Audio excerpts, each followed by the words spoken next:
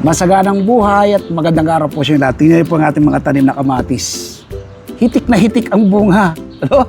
Ibabahagi ko po sa inyo ang sikreto kung paano po magkaroon ng hitik na hitik sa bunga ang inyo pong mga tanim na kamatis at iba pang mga green leafy vegetables na nabubunga at mga fruit-bearing trees. Pero bago po yan, i-short tour ko po kayo at pagbibigay ako ng konting impormasyon sa kamatis. Ano?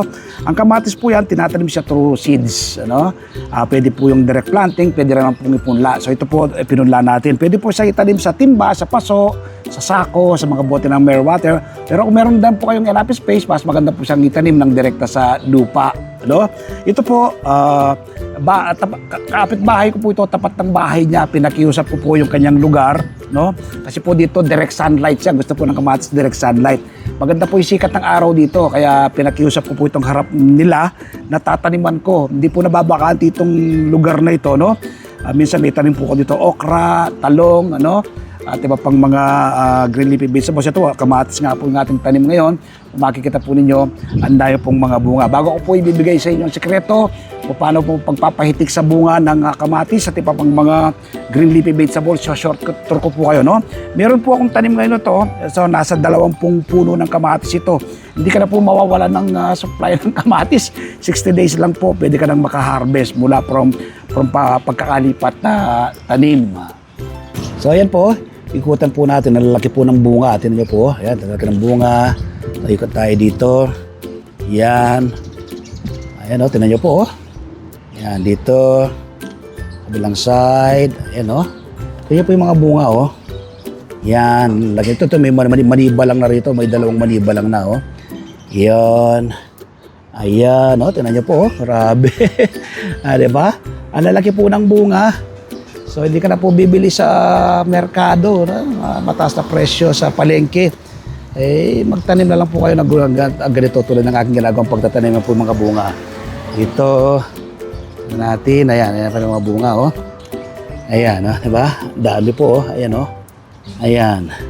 Kabilang side. Ayan. Dahil rin po rito, oh. Tingnan niya po, pugkul-pugkul sila. Na? Sa kabilang side, ayan. Ayan po. Ha? Ayan. Dami. So, hanggang doon po yan. Ayan, hanggang doon. Ayan. Kakatuwa. So, ito po yung aking sikreto na ibabahagi sa inyo, no? Kapag po yung kamatis, nag-start na yung kanyang flowering, ano? Pag nagsimula na pong magpulaklak yan, ako po'y nagdidilig ng binabad na balat ng saging, no? Once a week at once a week din po ako nag-spray ng fermented fruit juice para lahat po ng naipa-flower matutuloy lahat ng bunga tulad po ng ating mga tanim. So ina-apply po yung TLC, ano? Tender Love and Care. So yun po yung ating sikreto sa pagpapabunga ng ating mga tanim na kamatis, iba pang green leafy vegetables at mga fruit-bearing trees. So sana nakapag-share naman ako ng panibagong kaalaman at impormasyon ngayong araw na ito. Kung may natutunan po kayo, i-share nyo po sa inyong mga kaibigan, sa inyong mga kamag-anak itong ating video tutorial na ito. Nang sa ganun, marami po tayong maabot at matulungan nating mga kababayan. I-follow nyo po ako sa aking social media platform, ano? Sa aking page, ang Magsasaka Reporter, ang aking profile sa Facebook, Merlison, aking YouTube channel, ano? Ang Magsasaka Reporter. Every Sunday naman po, panoorin ninyo ang aking TV show, Masaganang Buhay, sa 1PH Signal TV, Channel 1 at TV5, alas 7 hanggang alas 8 ng umaga. At kapag araw naman po ng Martes, umaga po kayo ng kopya ng Filipino Star ngayon. Happy farming po, bye-bye. God bless.